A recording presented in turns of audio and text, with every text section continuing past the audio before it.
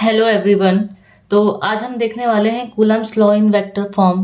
कल हमने पढ़ा था इसके बारे में कि कूलम्स लॉ क्या होता है।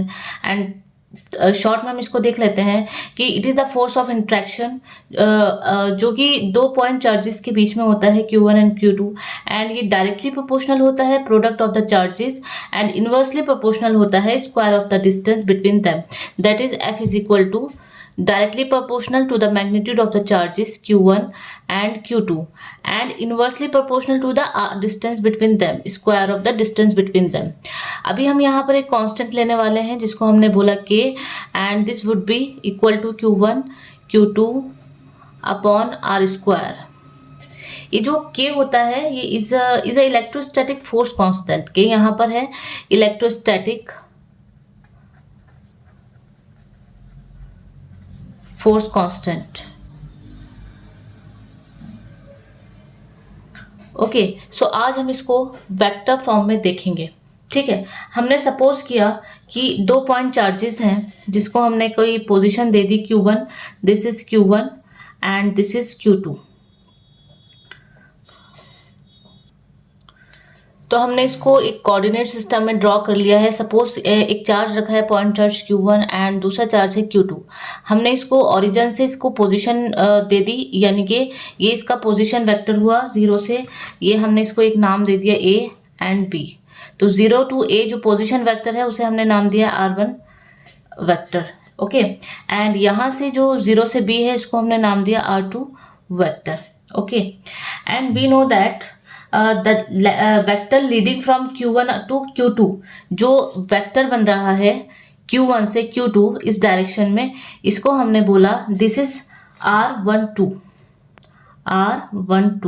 ओके, इसकी डायरेक्शन 1 to 2 है। Okay, and we know that कि जो वैल्यू आएगी AB की, AB इज इक्वल टू, ये हमने जो निकाला है R12। हमें पता है कि कोई भी पोजीशन वेक्टर निकालने के लिए फाइनल माइनस इनिशियल पोजीशन होती है। तो इसको हमने लिखा, यहाँ पर क्या है, इसकी पोजीशन है R2 cap minus R1 cap. This is equation 1, we can say this is equation 1। Okay, and इसी तरीके से हमें vector leading from Q2 to Q1, अगर हम इसे निकालेंगे इसका पोजीशन वेक्टर, तो BA की जो पोजीशन आएगी वो आएगी आपकी R21 एंड इसका फाइनल क्या है R1 and minus R2। Okay, तो this would be equal to R1 minus R2।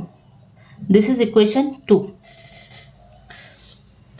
और हम यहाँ पर देखेंगे this is a position vector, R12 is a position vector. अगर हम इसका मैग्नीट्यूड निकालेंगे तो इसका मैग्नीट्यूड आएगा R21। Okay, only R21। Okay, अच्छा, अभी हमें डायरेक्शन को हम कैसे स्पेसिफाई करते हैं। डायरेक्शन जो है वो एक यूनिट वेक्टर से स्पेसिफाई होती है। जो यूनिट वेक्टर होता है वो उस वेक्टर के अलोंग होता है। सपोज कि अगर हमें इसकी डायरेक्शन चाहिए, ठीक है, R12 की, तो इसकी डायरेक्शन ऐसे जाएगी, इसके अलोंग जाएगी। अगर हमें R12 की डायरेक्शन चाहिए तो ये R12 के अलोंग जाएगी। ओके, सो अब हम इसको लिख सकते हैं R12 cap is equal to R12 upon इसका magnitude R12। Okay, and in the same way we can write R21 is equal to cap is equal to R21 upon magnitude of R21। Okay, अभी हम यहाँ पर एक important चीज़ देखेंगे कि जो इसका डायरेक्शन है, जो अभी हम फोर्स की बात करने वाले हैं। यहाँ पर जो फोर्स की डायरेक्शन आएगी वो कैसे आएगी, अभी हम ये देखेंगे। देखिए, इसमें दोनों पॉजिटिव चार्जेस हैं, these two charges are positive. Okay, so इनकी क्या होगी, आउटवर्ड डायरेक्शन में जाएगी इसकी direction, and this would be in this direction. तो हम इसको ऐसे लिख सकते हैं, this is force on 1 due to 2। ठीक है, क्योंकि हम इसको वेक्टर फॉर्म में लिख रहे हैं, इसको से हमें ऐसे लिखना जरूरी है कि यहाँ पर जो फोर्स है ये ऑन 1 है due to 2 and this is force 2 due to 1। चूंकि दोनों चार्जेस सेम साइन में हैं तो इनकी डायरेक्शन क्या होगी, रिपल्स करेंगे, मतलब इनकी डायरेक्शन आउटवर्ड जा रही है और ये रिपल्स कर रहे हैं एक दूसरे को।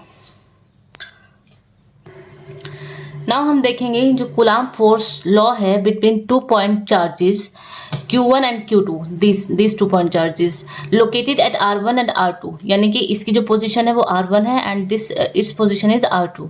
ओके, सो इसके ऊपर जो फोर्स लग रहा है F2 ड्यू टू 1, जो पॉइंट जो सेकेंड चार्ज है जो Q2 है उस पर फोर्स लग रहा है F2. किसकी वजह से लग रहा है? F1 की वजह से लग रहा है. तो F21 इज इक्वल टू आएगा 1/4πε0 Q1 Q2 अपॉन AB का स्क्वायर.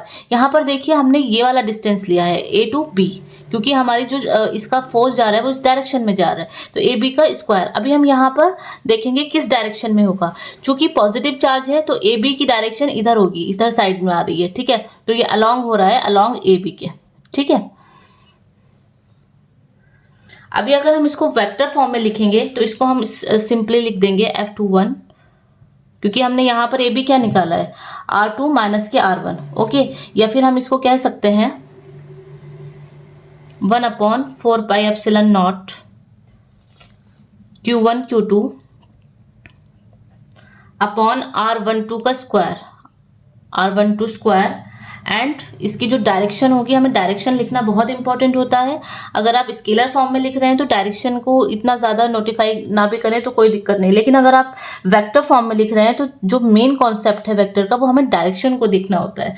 ओके, सो हमने इसको डायरेक्शन लिया R12 कैप. ओके, और यहाँ पर हमने देखा R12 कैप क्या है? R12 upon are magnitude of R12. तो यहाँ पर हम इसको लिख सकते हैं इन शॉर्ट फॉर्म कि 1/4πε0 Q1 Q2 अपॉन ये आ गया हमारे पास R12 अपॉन R12 का क्यूब. ठीक है, और यहाँ से हम इसको लिख सकते हैं 1/4πε0. सिंपली हमें 1 और 2 से वैल्यूज पुट करनी है. Q1 Q2 R12 क्या है हमारे पास? R2 minus R1. मैग्नीट्यूड रखेंगे हम इसका डायरेक्ट, या इसको हम ऐसे लिख सकते हैं, इसका मैग्नीट्यूड नहीं रखेंगे, हम मैग्नीट्यूड रखेंगे यहाँ पर R2 माइनस R1 का होल क्यूब. ओके,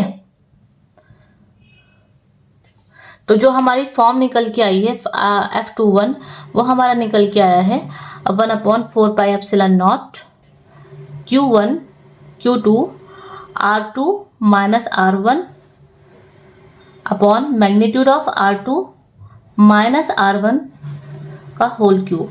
ओके, सो ये हमारा फाइनल फॉर्मूला निकल के आया है, force on 2 due to 1. Okay, अगर हमें फोर्स ऑन 1 निकालना है ड्यू टू 2 तो सिंपली हम इसकी टर्म्स चेंज कर देंगे. ओके, और हमें यहाँ पर देखना है कि ये जो फॉर्मूला है ये किसी भी चार्ज के लिए वैलिड है, चाहे वो पॉजिटिव है, नेगेटिव है और पॉजिटिव और नेगेटिव है. ठीक है, अभी यहाँ पर एक केस देखते हैं हम. इस फॉर्मूले के लिए हम यहाँ पर केस देखते हैं कि अगर Q1 एंड Q2 दोनों ही सेम साइन के हैं, Q1 and Q2 are of same sign. ठीक है, अगर दोनों सेम साइन के होंगे तो Q1 एंड Q2 का जो प्रोडक्ट होगा वो 0 से बड़ा होगा, चाहे वो नेगेटिव है चाहे पॉजिटिव है. जब ये दोनों प्रोडक्ट 0 से बड़ा होगा तो जो डायरेक्शन होगी F21 की वो किधर होगी? दोनों पॉजिटिव है तो इसकी डायरेक्शन आएगी R12 के अलोंग. ठीक है, R12 के अलोंग आ जाएगी.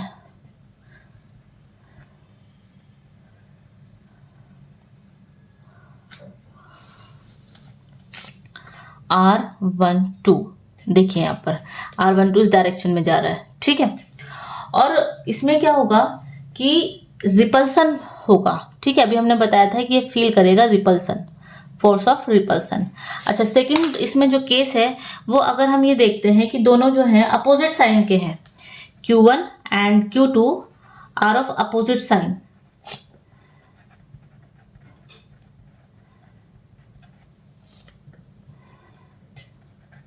तो इसमें Q1 एंड Q2 क्या होगा? 0 से छोटा होगा, लेस देन 0 होगा. और इस केस में जो इसकी डायरेक्शन होगी वो नेगेटिव R12 होगी. मतलब ये R12 की डायरेक्शन इधर जा रही है तो इसकी डायरेक्शन इधर आ जाएगी, इधर जाएगी, यानी कि नेगेटिव R21. डायरेक्शन जो होगी इसकी वो नेगेटिव R12 होगी. और फोर्स कौन सा फील करेगा? Force of attraction.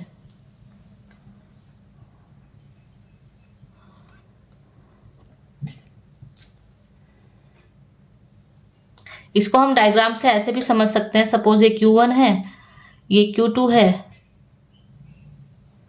ठीक है, दोनों पॉजिटिव, दोनों सेम साइन के हैं तो डायरेक्शन इसकी ऐसे जाएगी, ठीक है। और अगर सपोज ये प्लस का Q1 है and this is negative Q2, तो इनकी डायरेक्शन ऐसे जाएगी, ओके।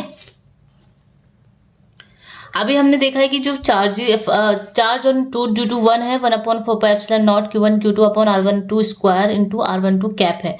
अगर हमें F12 निकालना है, that is charge on 1 due to 2, तो हमें सिंपली 1 एंड 2 को चेंज कर देना है, जैसे 1/4 Q1 Q2 अपॉन R21 का square into R21 cap, okay. यहाँ पर हमने देखा कि ये इक्वल होएगा F21 जो है, जस्ट नेगेटिव का साइन इसमें आ रहा है, just F21 is equal to minus के F21, ठीक है। तो यहाँ पर ये वेक्टर नोटेशन लगाना नहीं भूलना है। हमने ये देखा कि इन दोनों की जो वैल्यू है equal and opposite in direction में है। नेगेटिव साइन शो कर रहा है कि डायरेक्शन इसकी अपोजिट है, that of direction of F21, okay. तो यहाँ पर एक चीज बहुत इंपॉर्टेंट प्रूव होती है कि जो कूलम्स लॉ है वो ओबे करता है, Coulomb's law obeys Newton's third law of motion,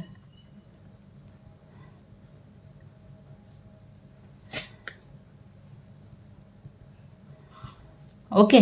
तो यहाँ पर आपको ये प्रूव करने के लिए आ सकता है कि prove that Coulomb's law obeys Newton's third law of motion, तो आपको यहाँ तक ये चीज को डेरिवेट करके दिखा देना है। अच्छा, जो यूनिट होती है चार्ज की, जो एसआई यूनिट होती है वो कूलाम्ब होती है। साइंटिस्ट के नेम पे हमने इसका, साइंटिस्ट के नेम पे इनका नाम रखा गया है कूलाम्ब। हमने कूलम्स लॉ को, अभी हम देख रहे हैं कि डाइलेक्ट्रिक कांस्टेंट और रिलेटिव इलेक्ट्रिकल परमिटिविटी क्या होती है, ठीक है। अभी हमने यहाँ पर कूलम्ब लॉ को प्रूव किया है वेक्टर फॉर्म में, तो हमने देखा यहाँ पर एक चीज़ यूज हो रही है। अभी हम इसको स्केलर फॉर्म में लिखने वाले हैं। FM is equal to, sorry, free space की बात कर रहे हैं हम यहाँ पर, free space 1/4πε0 Q1 Q2 upon R square, क्योंकि अब अभी हम परमिटिविटी की बात कर रहे हैं तो यहाँ पर वेक्टर फॉर्म लेने की कोई नीड नहीं है, ठीक है। तो फ्री मीडियम में जब हम देखेंगे, जो फ्री स्पेस है उसमें जो हमने परमिटिविटी ली है वो ε0 ली है, इसे कहते हैं permittivity of free space, okay, ठीक है। अगर हम सपोज करें, जैसे हम इक्वेशन 1 मान लेते हैं, सपोज कि जो हमारा मीडियम है वो फ्री स्पेस नहीं है बल्कि कोई मीडियम है, ठीक है। When charges are situated in a medium other than free space, यानी कि वैक्यूम और एयर से अलावा कोई भी मीडियम है, तो जो फोर्स बनेगा मीडियम में FM is equal to 1/4πε Q1 Q2 upon R square. This is equation number 2, ठीक है। यहाँ पर हम एक इंपॉर्टेंट चीज देख रहे हैं, यहाँ पर एप्सिलन आया है। This is epsilon, this epsilon is called absolute electrical permittivity of the medium. क्या है ये? Absolute electrical permittivity,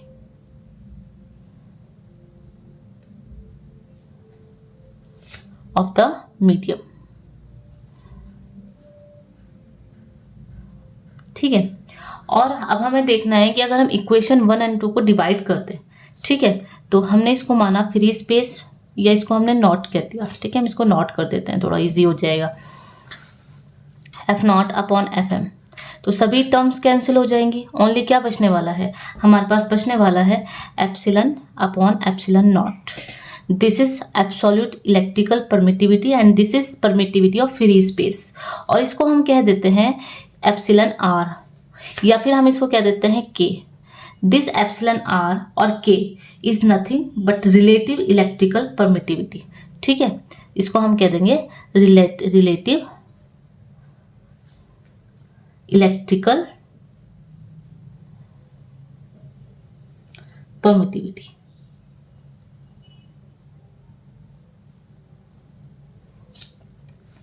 okay. अब यहाँ पर हम इसको जो हमने के नाम दिया है, इसको हम ये भी कह सकते हैं dielectric constant of the medium, and इसको हम के से डिनोट कर सकते हैं। ठीक है, इसको हम कह सकते हैं dielectric constant of the medium.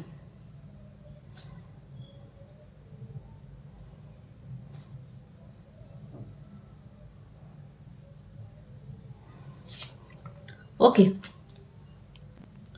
तो हम इसको बोल सकते हैं कि जो डाइलेक्ट्रिक कांस्टेंट है मीडियम का is the ratio of absolute electrical permittivity of the medium to the absolute electrical permittivity of free space, that is K is equal to epsilon upon epsilon naught. This is absolute permittivity of the medium and this is permittivity of free space।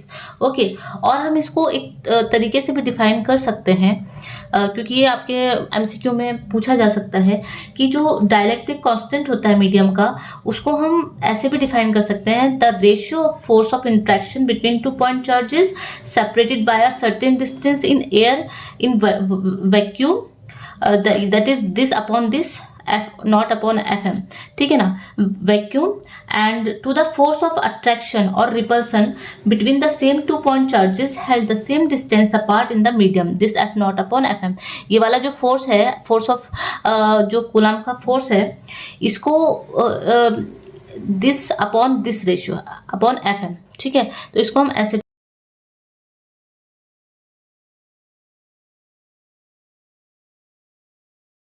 भी define कर सकते हैं। और जो value है ना के की, वो only nature of the medium पे डिपेंड करती है, depends only on the nature of medium.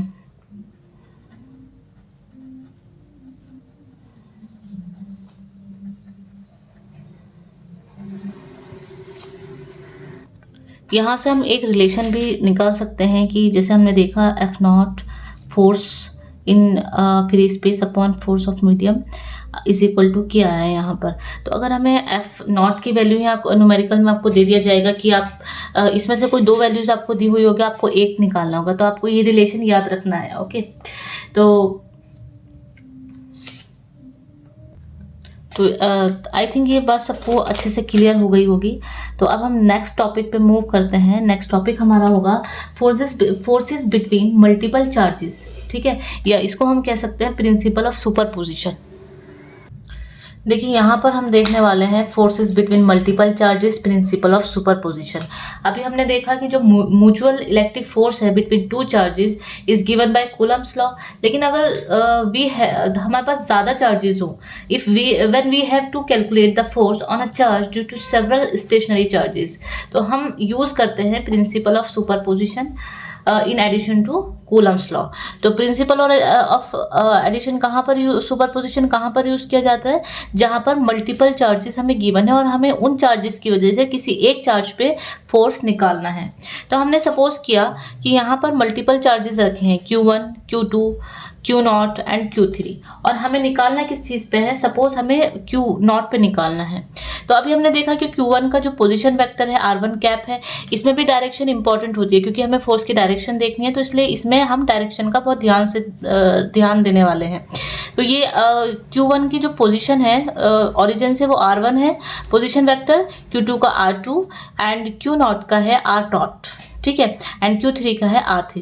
अभी हमें चूंकि इस जिस चार्ज पे निकालना है उसको देखना है, इस हमें Q0 पे निकालना है ना, इस फोर्स पे क्या फोर्स होगा, मतलब इस वाले चार्जेस पे कौन सा कैसा फोर्स लगेगा। ठीक है, तो हमने देखा कि Q0 पे जो 1 की वजह से फोर्स लग रहा है वो F01 लग रहा है। ठीक है, 2 की वजह से F02, डायरेक्शन क्योंकि इनकी सभी पॉजिटिव चार्ज हैं तो आउटवर्ड ही जा रही है, दूर जा रही है, एंड Q3 की वजह से F03 लग रहा है। ठीक है, ये आप सबने अच्छे से देखा। ओके,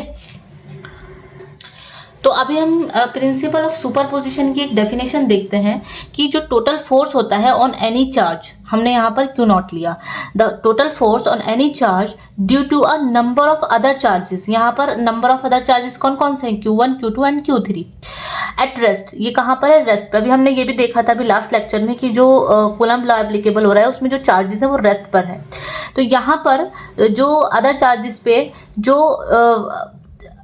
अदर चार्जेस की वजह से जो किसी एक चार्ज पे जो फोर्स लग रहा है वो वेक्टर सम होगा of all the forces on that charge due to other charges. यानी कि यहाँ पर जो फोर्स लगेगा वो इन सभी के जो इन सभी की वजह से जो इस पर फोर्स लग रहा है उनका वेक्टर सम होगा। ताकि हमारे लिखने में टाइम वेस्ट नहीं हो तो हम इसको देखते हैं कि हमने देखा कि जिस चार्ज पे हमें निकालना है उस पर जितने भी फोर्सेस लग रहे हैं उस चार्ज पे उनका वेक्टर सम होगा। ओके, सो यहाँ पर कौन कौन से चार्ज लग रहे हैं क्यू नॉट पे, हम क्यू नॉट पे निकाल रहे हैं। यहाँ पर 1 की वजह से लग रहा है, 1 की वजह से 0.1 लग रहा है, 2 की वजह से 0.2 लग रहा है एंड इस पर क्यू नॉट पर 3 की वजह से F03 लग रहा है। ठीक है, तो इसका वेक्टर सम होगा force on F not, force of Q naught is equal to F due to Q1 and force due to Q1 plus force due to Q2 and plus force due to Q3। यहाँ पर ये इसको हम इस तरीके से calculate करेंगे। अच्छा, एक इम्पॉर्टेंट चीज़ ये है कि अगर कई सारे चार्जेस रखे हैं, ठीक है ना, मान लो 2 चार्ज हैं, उनके बीच में कोई तीसरा चार्ज रख दिया तो उनका जो फोर्स है वो तो मतलब कैलकुलेट होगा, मतलब जिस पे हम जिस चार्ज पे निकाल रहे हैं तो बाकी सारों की वजह से कैलकुलेट होगा। लेकिन उसके अलावा एक इम्पॉर्टेंट बात यह है कि जो फोर्स है, फोर्सेस जो हैं due to individual charges are unaffected by the presence और अब्सेंस ऑफ अदर चार्जेस। इसका मतलब है, इसको हम इसमें देखते हैं कैसे, इसका मतलब कि मतलब अगर यहाँ पर कई सारे चार्जेस हैं तो इस पे जो लग रहा है वो सब ऐड हो जाएंगे फोर्सेस। लेकिन अगर हम ओनली Q1 की वजह से निकाल रहे हैं F01 और यहाँ पर दूसरे चार्ज रखे हैं तो इससे इसके फोर्स पे कोई फर्क नहीं आएगा, ये कम और ज़्यादा नहीं होगा। ठीक है, चाहे यहाँ पर चार्ज रखे हों या ना रखे हों, टोटल चार्ज तो हम कैलकुलेट कर देंगे ऐड करके, लेकिन हम इसके चार्जेस में मतलब जो इंडिविजुअल जो चार्ज है इनके फोर्सेस की में कोई फर्क नहीं आएगा। इसका अगर हमें फाइनल फॉर्मूला लिखना है तो वो आएगा F naught is equal to 1/4πε0। Summation लेंगे, यहाँ पर समेशन का मतलब होता है कि जितने भी चार्जेस है उनकी वजह से जो फोर्स है उसको हम ऐड कर रहे हैं। ठीक है, जैसे हमने यहाँ पर एडिशन किया तो इन सबको अलग अलग ऐड करने की बजाय हमने समेशन लगा दिया। और समेशन कहाँ से कहाँ तक है, I is equal to 1 to I is equal to n, क्योंकि n नंबर ऑफ चार्जेस हो सकते हैं, ज़रूरी नहीं है कि 1 या 2 हो, n नंबर ऑफ चार्जेस हो सकते हैं। और इसको हमने लिखा Q नॉट, क्योंकि हमने इसके ऊपर निकाला है QI upon RI not square and RI not cap, क्योंकि हमें डायरेक्शन देखना बहुत ज़्यादा इंपॉर्टेंट होता है ना, क्योंकि हमें फोर्स की डायरेक्शन के बिना तो फिर कुछ पता ही नहीं चलेगा किस डायरेक्शन में फोर्स लग रहा है। तो न्यूमेरिकल में बहुत इंपॉर्टेंट रहेगा आपको, जब आप इसके न्यूमेरिकल करेंगे तो ये बहुत ज़्यादा इंपॉर्टेंट होने वाला है। ठीक है, and one more thing is here कि Q नॉट का तो यहाँ तो n वाली टर्म I वाली टर्म रखी है हमने यहाँ पर। जब हमने इसको सॉर्ट आउट किया तो हमारे पास जो वैल्यू निकल के आई है वो आई है निकल के 1/4πε0 एंड Q नॉट को हमने बाहर ले लिया एंड इसको हमने लिखा n is equal to 1 to I is equal to 1 to I is equal to n and इसको हमने लिखा QI अपॉन, इसको हम कैसे लिख लेते हैं, इसको हम ऐसे लिख देते हैं ना, R कैप अपॉन R, तो मैग्नीट्यूड एक और ऐड हुआ तो क्यूब बन गया।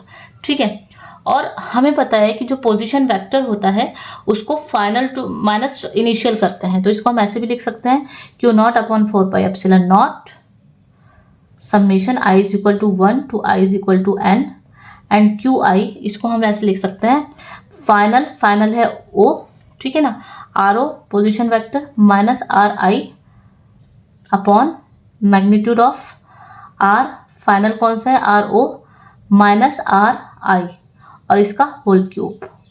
This is our final formula as according to principle of superposition.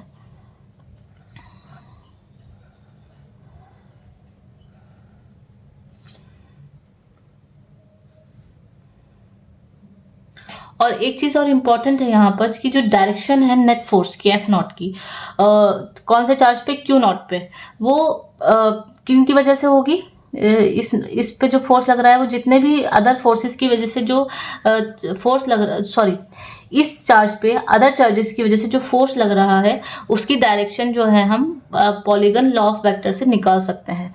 ठीक है, तो direction can be found out by polygon law of vectors, polygon law of vectors.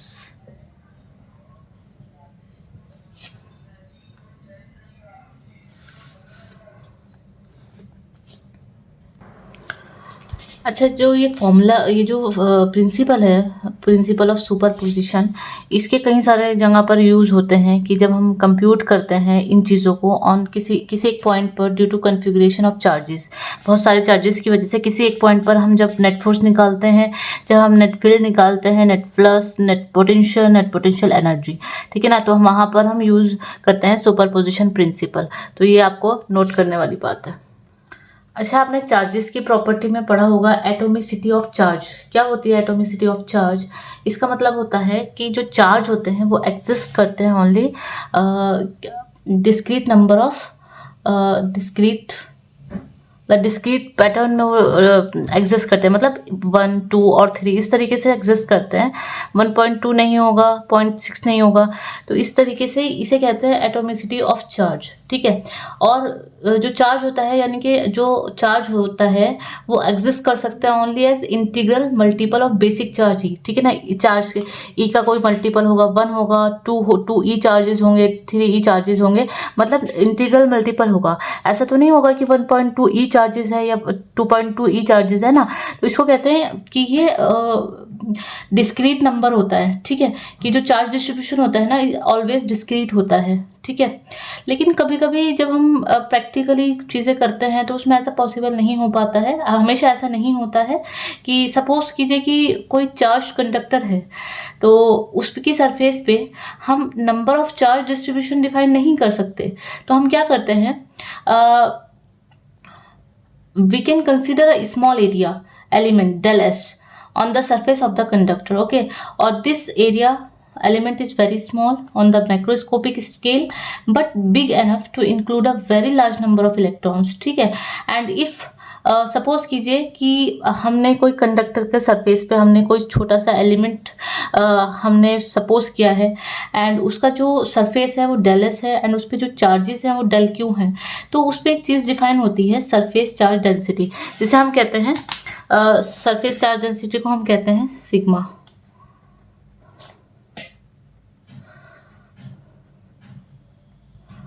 क्या होती है, इसे हम सिग्मा से डिफाइन करते हैं। तो जो एरिया एलिमेंट होता है उसको हम सिग्मा से ऐसे निकालते हैं, sigma is equal to charge upon surface area, ठीक है। तो इस तरीके से हम यहाँ पर सरफेस चार्ज डेंसिटी डिफाइन करते हैं।